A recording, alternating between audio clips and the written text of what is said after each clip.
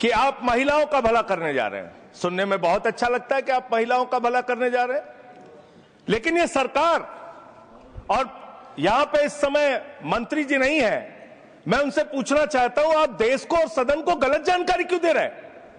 मानवर 2013 के वक्फ बिल में जो भारतीय जनता पार्टी की सहमति और सहयोग से पास हुआ, उसमें भी महिलाओं के लिए आरक्षण था। मना कर दीजिए कि नहीं था, मना करिए कि हम गलत बोल रहे हैं। मानवर मंत्री जी ने कहा 1 करोड़ सुझाव आया। मैं आपसे पूछना चाहता हूं, कितने करोड़ ईमेल आए, कितने करोड़ पत्र आए, कितने करोड़ सुझाव आए? पूरे देश को जानकारी दीजिए, और मैं आपको दावे के साथ कह सकता हूं, जब पूरा सच सामने आएगा तो देश को पता चलेगा कितने लोग इस बिल के विरोध में थे, कितने लोग इस बिल के समर्थन में थे। मैं जेपीसी का सदस्य था मानवर, मैं कह रहा हूं आपसे लाइए। और आप पिछड़े मुसलमानों का भला करना चाहते हैं, मैं आपसे हाथ जोड़कर निवेदन करता हूं, विनती करता हूं, और हमारे जो मित्र उधर भी हैं, अगर आप मेरी बात से सहमत हैं तो समर्थन करना। समाज में छुआछूत को, बीमारी को मिटाने के लिए चलिए उठाते हैं कदम, और अगले सत्र में एक बिल लेके आइए। जितने भी हिंदुओं की कमेटियां हैं, ट्रस्ट है, बोर्ड है, उन सारे ट्रस्ट और कमेटियों में 80% आरक्षण दलित, आदिवासी और पिछड़े हिंदुओं को दीजिए। मैं समर्थन करूंगा आपका, माला पहनाऊंगा आपको। आप पिछड़ों का भला करने की बात करते हैं, आप दलितों का भला करने की बात करते हैं। आपकी मातृ संस्था आरएसएस 100 साल तक आपने एक भी दलित, पिछड़ा और आदिवासी, एक भी महिला को आज तक आरएसएस का प्रमुख नहीं बनाया। आप दलितों और पिछड़ों और आदिवासियों की आरएसएस के बारे में भला करने की बात करते हैं। माननीय इस बिल में क्या लिखा है? आप जो भी बातें इस विधेयक के अलावा बोलेंगे, उन सब को मैं एक्सप्लेन करूंगा। क्या सच नहीं है? क्या ये सच नहीं है? सर मेरा टाइम रोका जाए। और सर बिल के बारे में बात करते हैं। मानवर मंत्री जी ने कहा आज आप इस बिल को पास कर रहे हैं, आज आपका सीना चौड़ा हो रहा है, आपको लग रहा है एक धर्म के अधिकार को आप छीन रहे हैं। नहीं, कल को आप सभी धर्मों की धार्मिक संपत्तियां छीन के आप अपने दोस्तों का देने का काम करेंगे। मैं फिर इसको दोहरा रहा हूं और फिर इसको कह रहा हूं कि आप ये करेंगे, धार्मिक संपत्तियों के कब्जा करने का काम करेंगे। और किसी गलतफहमी में मत रहिए। आपको लोकसभा के चुनाव में मात्र 36% वोट मिला है। इस देश की 64% आबादी आज भी आपके खिलाफ है, आज भी आपके खिलाफ खड़ी है। किसी गलतफहमी में मत रहिए। बड़ी बड़ी सत्ता उखड़ गई और चली गई। मान्यवर, आपने इसमें लिखा बिल के अंदर कि वक्फ कमेटी के अंदर गैर मुसलमान इसका सदस्य बन सकता है। आप क्या गुरुद्वारा कमेटी के अंदर गैर सिख को मेंबर बना सकते हैं? क्या ईसाई कमेटी के अंदर गैर ईसाई को सदस्य बना सकते हैं? क्या बौद्धों की कमेटी के अंदर गैर बौद्ध को, क्या जैनों की कमेटी के अंदर गैर जैन को आप मेंबर बना सकते हैं? और इतना ही नहीं, क्या आप हिंदुओं के ट्रस्ट में, मंदिर के ट्रस्ट में आप क्या गैर हिंदू को मेंबर बना सकते हैं? नहीं बना सकते, नहीं बना सकते। आप एक झूठ फैला रहे हैं देश भर में, देश भर में झूठ फैला रहे हैं। आप कह रहे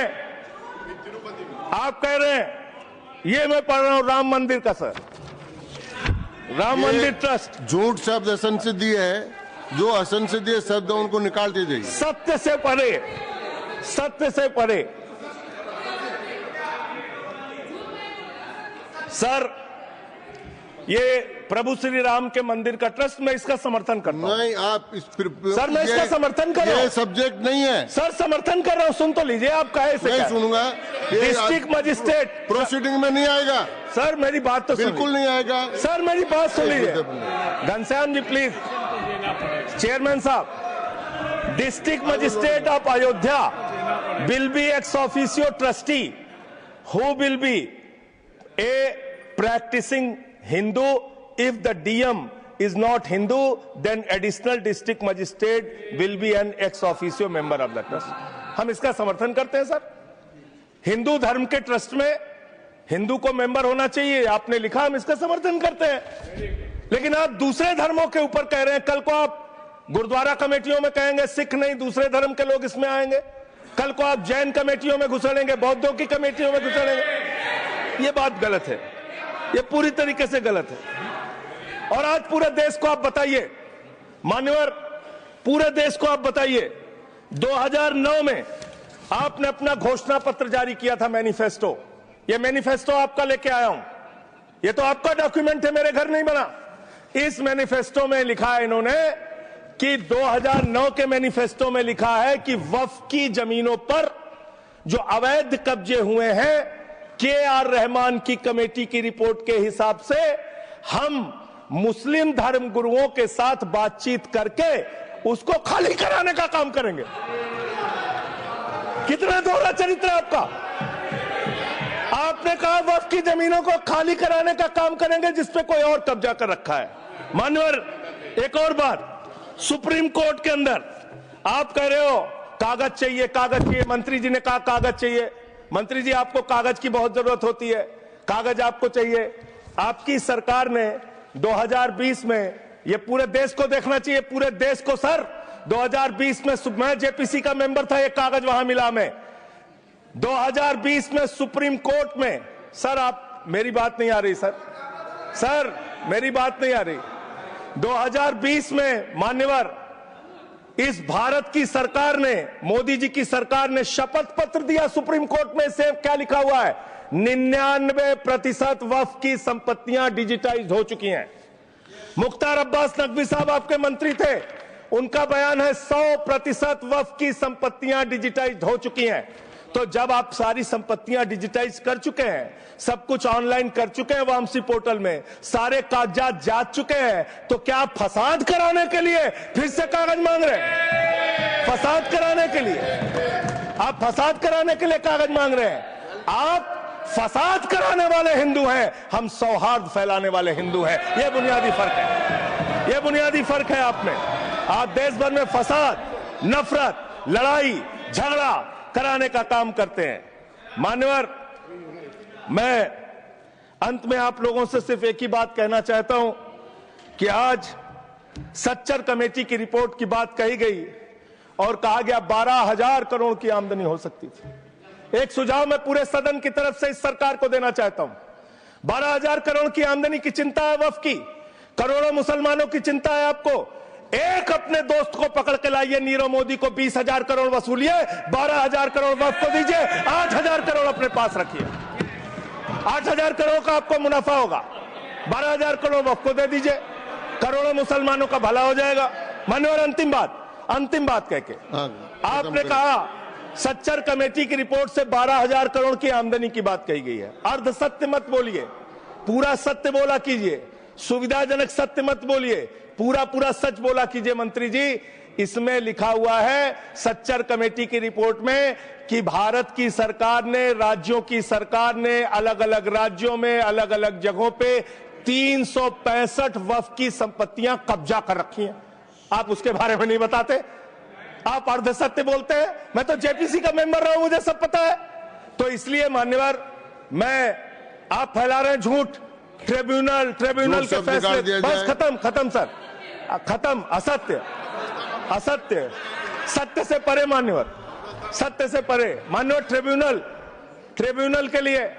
ट्रिब्यूनल के लिए आप कह रहे हैं उसको अपील नहीं की जा सकती। हाई कोर्ट का फैसला ट्रिब्यूनल के फैसले के खिलाफ आया है, सुप्रीम कोर्ट का फैसला ट्रिब्यूनल के फैसले के खिलाफ आया है। आपने कहा 5 साल का प्रैक्टिसिंग मुस्लिम होना चाहिए। कैसे प्रैक्टिसिंग मुस्लिम तय करेंगे सर? आप क्या मुसलमानों के घर में सीसीटीवी का कैमरा लगाएंगे? कौन नमाज पढ़ रहा है, कौन नमाज नहीं पढ़ रहा है, कौन मुसलमान है, कौन मुसलमान नहीं है? आपने मान्यवर ऐसे प्रावधान इसमें रखे हैं जो बड़े अजीब हैं, जो अपने आप में ये बताते हैं कि आपकी मंशा सिर्फ देश में झगड़ा कराने की है, नफरत फैलाने की है, फसाद कराने की है। आपकी मंशा कहीं भी मुसलमानों का या किसी वर्ग का भला करने की नहीं है। बस एक अंतिम बात कह के अपनी बात समाप्त करूंगा। ये काम आपने देश के अंदर बहुत अच्छा शुरू कर दिया। आप एक काम करते हैं, देखो मुसलमानों को ठीक कर रहा हूं, दूसरी तरफ महंगाई बढ़ रही है, नुकसान हिंदुओं का।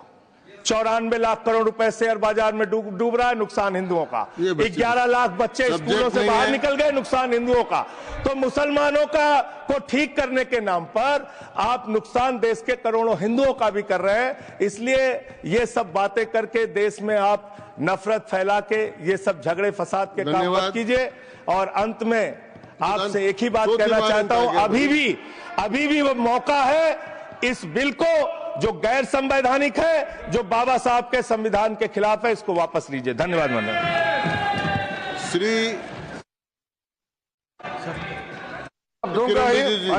संजय सिंह जी को मैं जवाब देना चाहता हूं, सबका जवाब देंगे, लेकिन समस्या ये है, माननीय मंत्री जी को हस्तक्षेप करने का अधिकार है। जब मैं when I reply to everybody please, मैं सबको जवाब दूंगा। मैं सिर्फ इतना ही कह रहा हूं कि संजय सिंह इतना तर्कहीन बात करते हैं, जवाब देने के लिए जगह भी नहीं है, वो पॉइंटलेस बात करता है, बिल से संबंधित नहीं, इधर उधर का बात करता है।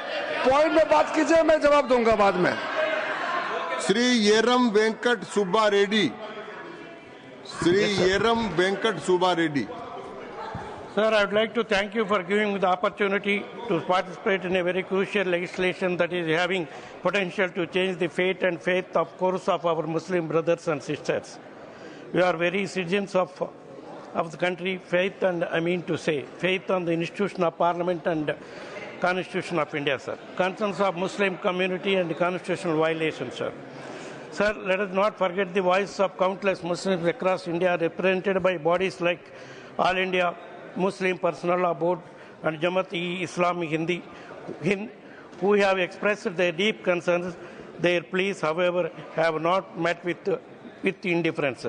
This bill does not address their grievances. Instead, it threatens to undermine the constitutional property rights of Muslims and interfere in religious affairs, thus violating freedoms that are sacred to our democracy, sir.